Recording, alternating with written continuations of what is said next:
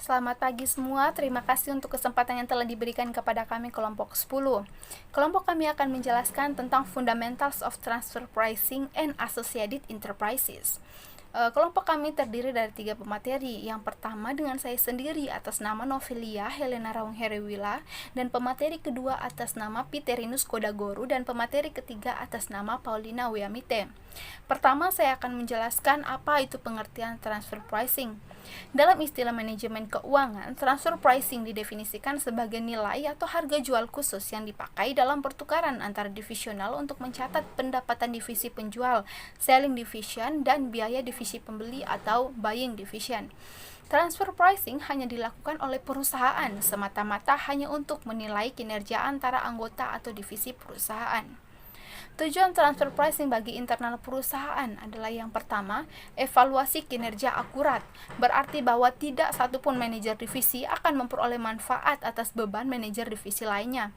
Yang kedua, kesesuaian tujuan, berarti bahwa para manajer divisi memilih tindakan-tindakan yang dapat memaksimalkan laba perusahaan secara menyeluruh. Dan yang ketiga, pemeliharaan otonomi divisi, berarti bahwa manajemen pusat tidak boleh mencampuri kemandirian manajer divisi dalam membuat suatu keputusan. Permasalahannya ialah praktik transfer pricing sering juga dipakai untuk manajemen pajak sebuah usaha untuk meminimalkan jumlah pajak yang harus dibayar. Transfer pricing adalah suatu kebijakan perusahaan dalam menentukan harga transfer suatu transaksi, baik itu barang, jasa, harta tak berwujud, maupun transaksi finansial yang dilakukan oleh perusahaan. Terdapat 2 kelompok transaksi dalam transfer pricing, yaitu intra-company dan intercompany transfer pricing. Intra-company transfer pricing merupakan transfer pricing antara divisi dalam suatu perusahaan, sedangkan intercompany transfer pricing merupakan transfer pricing antara 2 perusahaan yang mempunyai hubungan istimewa. Ada beberapa pendapat ahli tentang peran transfer pricing. Yang pertama, Gunadi. Transfer pricing merupakan jumlah harga atas penyerahan barang atau imbalan atas penyerahan jasa yang telah disepakati oleh kedua belah pihak dalam transaksi bisnis, finansial, maupun transaksi lainnya.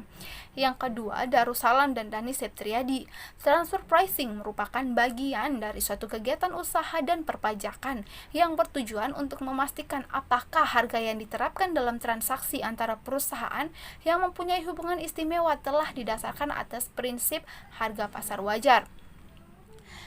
Metode transfer pricing digunakan oleh perusahaan untuk mengetahui bagaimana cara mengeksekusi transfer strategi harga. Strategi transfer pricing pada strategi bisnis dan kinerja dengan cara mempertimbangkan sejauh mana pengalihan harga internasional akan mengurangi keseluruhan beban pajak. Pelanggaran transfer pricing hanya terjadi ketika harga yang ditetapkan berada di luar kisaran harga. Terkait dengan isu transfer pricing, ada 2 hal mendasar yang mempengaruhi dugaan terhadap wajib pajak, apakah melakukan transfer pricing atau tidak. 2 hal tersebut, yang pertama adalah hubungan istimewa dan yang kedua adalah prinsip kewajaran.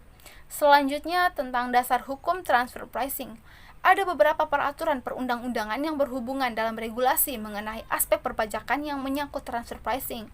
Yang pertama, PP nomor 80 tahun 2007 tentang tata cara pelaksanaan hak dan kewajiban perpajakan berdasarkan Undang-Undang nomor 6 tahun 1983 tentang ketentuan umum dan tata cara perpajakan dan diganti dengan Peraturan Pemerintah nomor 74 tahun 2011 tentang tata cara pelaksanaan hak dan pemenuhan kewajiban perpajakannya. Yang kedua, Peraturan Menteri Keuangan nomor 140 PMK 03/2010 tanggal 11 Agustus 2010 tentang penetapan wajib pajak sebagai hak yang sebenarnya melakukan pembelian saham atau aktiva perusahaan melalui pihak lain atau badan yang dibentuk untuk maksud demikian, yang mempunyai hubungan istimewa dengan pihak lain dan terdapat ketidakwajaran penetapan harga.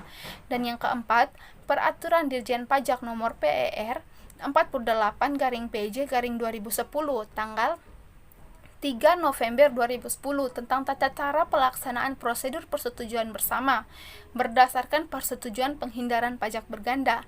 Yang kelima, PMK nomor 169/PMK 010/2015 tentang penentuan besarnya perbandingan antara utang dan modal perusahaan untuk keperluan penghitungan pajak penghasilan. Selanjutnya, pengertian hubungan istimewa atau afiliasi atau associated enterprises. Ada beberapa pendapat mengenai hubungan istimewa, di antaranya yang pertama, menurut pasal 8 ayat 4 sebagaimana dimaksud pada ayat 3, pasal 8 ayat 4, pasal 9 ayat 1 huruf F, dan pasal 10 ayat 1 dianggap ada apabila yang pertama, wajib pajak mempunyai penyertaan modal langsung atau tidak langsung sebesar 25% atau lebih pada wajib pajak lain, atau hubungan antara wajib pajak dengan penyertaan modal 25% atau lebih pada dua wajib pajak atau lebih. Demikian pula hubungan antara dua wajib pajak atau lebih yang disebut terakhir. Yang kedua, wajib pajak menguasai wajib pajak lainnya, atau dua atau lebih wajib pajak berada di bawah penguasaan yang sama baik langsung maupun tidak langsung. Yang ketiga, terdapat hubungan keluarga baik, sedarah maupun semenda dalam garis keturunan lurus dan atau ke samping 1 derajat. Jadi, hubungan istimewa di antara wajib pajak dapat terjadi karena ketergantungan atau keterikatan satu dengan lainnya dikarenakan kepemilikan atau penyertaan modal, atau karena adanya penguasaan melalui manajemen dan penggunaan teknologi. Sedangkan untuk wajib pajak orang pribadi, hubungan istimewa ini bisa terjadi karena adanya hubungan darah atau perkawinan. Selanjutnya, menurut pasal 9 OECD Model Tax, hubungan istimewa terjadi apabila yang pertama, suatu perusahaan dari suatu negara pihak pada persetujuan, baik secara langsung maupun tidak langsung, turut serta dalam manajemen pengawasan atau modal suatu perusahaan di negara pihak pada persetujuan lainnya. Yang kedua, orang atau badan yang sama, baik secara langsung maupun tidak langsung, turut serta dalam manajemen, pengawasan atau modal suatu perusahaan dari suatu negara pihak pada persetujuan lainnya. Dan dalam kedua hal itu, antara kedua perusahaan yang dimaksud dalam hubungan dagangnya atau hubungan keuangannya diadakan atau ditetapkan syarat-syarat yang menyimpang dari yang lazim berlaku antara perusahaan-perusahaan yang sama sekali tidak bebas satu sama lain, sehingga laba yang timbul dinikmati oleh salah satu perusahaan yang apabila syarat-syarat itu tidak ada, tidak dapat dinikmati oleh perusahaan tersebut. Yang ketiga, menurut pernyataan standar akuntansi keuangan PSAK nomor 7, hubungan istimewa terjadi apabila yang pertama, perusahaan yang melalui satu atau lebih perantara mengendalikan atau dikendalikan oleh atau berada di bawah pengendalian bersama dengan perusahaan pelapor. Yang kedua, perusahaan asosiasi. Yang ketiga, perorangan yang memiliki baik secara langsung maupun tidak langsung suatu kepentingan hak suara di perusahaan pelapor yang berpengaruh secara signifikan dan anggota keluarga dekat dari perorangan tersebut. Yang keempat, karyawan kunci, yaitu orang-orang yang mempunyai wewenang dan tanggung jawab untuk merencanakan, memimpin dan mengendalikan kegiatan perusahaan pelapor yang meliputi anggota dewan komisaris direksi dan manajer dari perusahaan serta anggota keluarga dekat orang-orang tersebut. Yang kelima, perusahaan di mana suatu kepentingan substansial dalam hak suara dimiliki baik secara langsung maupun tidak langsung oleh setiap orang yang diuraikan pada poin 3 dan 4, atau setiap orang yang mempunyai hubungan yang mempunyai pengaruh signifikan atas perusahaan tersebut. Inilah mencakup perusahaan-perusahaan yang dimiliki anggota dewan komisaris direksi atau pemegang saham utama dari perusahaan pelapor dan perusahaan-perusahaan yang mempunyai anggota manajemen kunci yang sama dengan perusahaan pelapor. Selanjutnya akan disampaikan oleh teman saya atas nama Piterinus Kodagoro. Perkenalkan, nama saya Piterinus Kodagoro. Saya akan melanjutkan penjelasan tentang prinsip kewajaran. Menurut prinsip kewajaran, harga-harga transfer seharusnya didekatkan supaya dapat mencerminkan harga yang disepakati sebagaimana transaksi tersebut dilakukan oleh pihak-pihak yang tidak terkait yang bertindak secara bebas. Dalam melaksanakan analisis kesebandingan, harus dilakukan analisis atas faktor-faktor yang dapat mempengaruhi tingkat kesebandingan, yaitu pertama, karakteristik barang atau harta berwujud dan barang atau harta tidak berwujud yang diperjualbelikan termasuk jasa. Yang kedua, fungsi masing-masing pihak yang melakukan transaksi, ketentuan-ketentuan dalam kontrak atau perjanjian, keadaan ekonomi, serta strategi usaha. Yang berikut, metode penentuan harga transfer wajar. Ada 5 metode penentuan harga transfer yang wajar dan lazim dalam transaksi hubungan istimewa, yaitu metode perbandingan harga antar pihak yang mempunyai hubungan istimewa, metode harga penjualan kembali, metode biaya plus, metode pembagian laba, dan metode laba bersih transaksional. Yang berikut kategori transfer antar perusahaan. Berbagai tipe transaksi antara perusahaan, yaitu yang pertama penjualan harta berwujud, kedua penagihan, penyerahan jasa, dan berbagai bentuk kontrak usaha, serta cost sharing atau cost contribution arrangement. Mungkin itu saja dari saya kembalikan. Terima kasih. Baik, yang berikut saya akan melanjutkan penjelasan tentang kesepakatan harga transfer, di mana seperti yang kita ketahui, kesepakatan harga transfer adalah kesepakatan atau perjanjian antara wajib pajak dengan Direktur Jenderal Pajak dan atau otoritas pajak negara lain untuk menyepakati kriteria-kriteria dan atau menentukan harga wajar atau laba wajar di muka para pihak yang mempunyai hubungan istimewa. Kesepakatan harga transfer ini meliputi seluruh atau sebagian transaksi yang dilakukan oleh wajib pajak dengan pihak yang mempunyai hubungan istimewa dan bertujuan untuk memberikan sarana kepada wajib pajak guna menyelesaikan permasalahan transfer pricing. Tujuan diadakan kesepakatan harga transfer adalah untuk mengurangi terjadinya praktik penyalahgunaan transfer pricing oleh perusahaan multinasional. Keuntungan kesepakatan harga selain memberikan kepastian hukum dan kemudahan perhitungan pajak, Fiskus tidak perlu melakukan koreksi atau harga jual dan keuntungan produk yang dijual wajib pajak kepada perusahaan dalam grup yang sama. Kesepakatan harga dapat bersifat unilateral, yaitu merupakan kesepakatan antara Direktur Jenderal Pajak dengan otoritas perpajakan negara lain yang menyangkut wajib pajak yang berada di wilayah yurisdiksinya. Prinsip kewajaran dan kelaziman usaha merupakan prinsip yang mengatur bahwa apabila kondisi dalam transaksi yang dilakukan antara pihak yang mempunyai perusahaan, hubungan istimewa sama atau sebanding dengan kondisi dalam transaksi yang dilakukan antara pihak yang tidak mempunyai hubungan istimewa yang menjadi pembanding, maka harga atau laba dalam transaksi yang dilakukan, harga atau laba dalam transaksi yang dilakukan antara pihak-pihak yang mempunyai hubungan istimewa harus sama dengan atau berada dalam rentang harga atau laba dalam transaksi yang dilakukan antara pihak yang tidak mempunyai hubungan istimewa yang menjadi pembanding. Penentuan harga transfer adalah penentuan harga dalam transaksi antara pihak-pihak yang mempunyai hubungan istimewa. Dalam melakukan kesepakatan harga transfer, dibutuhkan tahapan-tahapan sebagai berikut. Yang pertama, membahas perlu tidaknya diadakan kesepakatan harga transfer. Yang kedua, memberikan kesepakatan kepada wajib pajak untuk menjelaskan penentuan metode penentuan harga transfer yang diusulkan. Dan yang ketiga, membahas ketidakmungkinan pembentukan kesepakatan harga transfer yang melibatkan otoritas pajak negara lain. Yang keempat, dokumentasi dan analisis yang dilakukan oleh wajib pajak.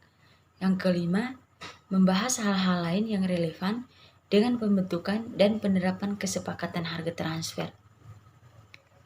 Selanjutnya, wajib pajak menyampaikan permohonan formal kesepakatan harga transfer kepada Direktur Jenderal Pajak yang dilanjutkan harga transfer kepada Direktur Jenderal Pajak yang dilanjutkan dengan pembahasan kesepakatan harga transfer antara lain Direktur Jenderal Pajak dan wajib pajak yang disusul kemudian dengan penerbitan surat kesepakatan harga transfer ini oleh Dirjen Pajak, dan yang terakhir adalah tahapan pelaksanaan dan evaluasi kesepakatan harga transfer.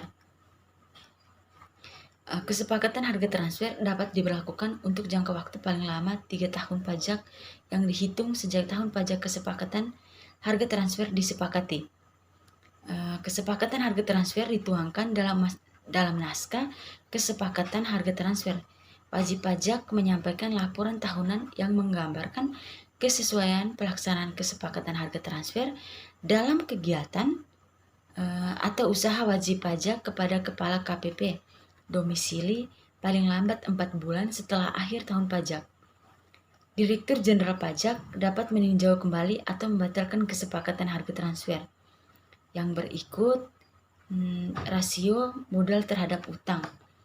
Rasio modal terhadap utang yang diatur dalam PMK nomor 169 garing PMK 010 garing 2015, yaitu tentang penentuan besarnya perbandingan antara utang dan modal perusahaan untuk keperluan penghitungan pajak penghasilan.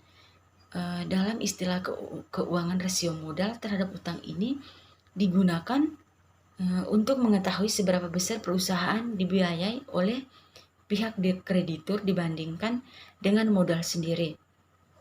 Rasio modal terhadap utang ini masuk dalam kategori rasio solvabilitas, yaitu rasio untuk mengukur seberapa besar kemampuan perusahaan memenuhi semua kewajiban finansial jangka panjang. Yang dimaksud dalam hal ini meliputi utang kepada pihak-pihak yang berelasi.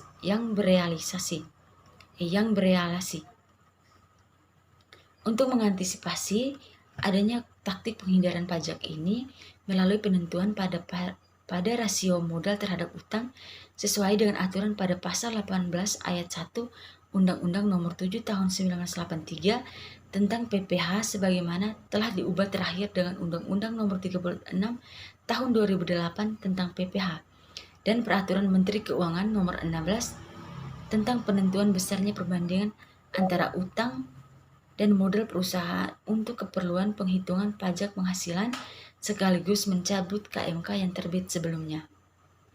Besarnya perbandingan antara utang dan modal ditetapkan paling tinggi sebesar 4:1. Dalam hal besarnya perbandingan antara utang dan modal wajib pajak melebihi besarnya perbandingan sebagaimana dimaksud pada pasal 2 ayat 1 DRE 4:1 dapat diperhitungkan dalam menghitung penghasilan kena pajak adalah sebesar biaya pinjaman sesuai dengan perbandingan utang dan modal sebagaimana dimaksud pada pasal 2 ayat 1, yaitu pinjaman adalah biaya yang ditanggung wajib pajak sehubungan dengan pinjaman dana yang meliputi yang pertama bunga pinjaman, yang kedua diskonto dan premium yang terkait, yang ketiga beban keuangan dalam jaminan pengembalian utang, yang keempat beban keuangan dalam sewa pembiayaan, dan yang kelima selisih kurs yang berasal dari pinjaman dalam mata uang asing. Yang berikut tentang kesulitan dalam mengungkap transfer pricing, di mana banyak kesulitan dalam menentukan berapa sebesarnya harga transfer yang tepat dan berkeadilan bagi seluruh pihak yang berkepentingan. Selain persoalan regulasi, hukum dan praktik hukum yang berbeda di masing-masing negara masih banyak hal-hal yang mempengaruhi ketidaktepatan penentuan harga transfer. Plaskert menyatakan bahwa biaya itu seringkali bersifat unik dan berbeda-beda antar kelompok usaha, sehingga relatif sulit untuk menemukan data. Pembanding titik akibatnya, aparat pajak sering kesulitan membuktikan adanya aktivitas transfer pricing. Sebagian besar negara telah mengadopsi aturan transfer pricing pada OECD tentang pedoman harga transfer untuk perusahaan multinasional. Pedoman ini menggunakan berbagai metodologi untuk menghitung harga wajar. Sebelum mempertimbangkan tantangan identifikasi nilai wajar, sangat penting untuk membedakan antara berbagai jenis perdagangan yang terlibat dalam transfer harga ini. Sekian dan terima kasih presentasi dari kelompok kami. Jika ada kesalahan, kami minta maaf. Terima kasih.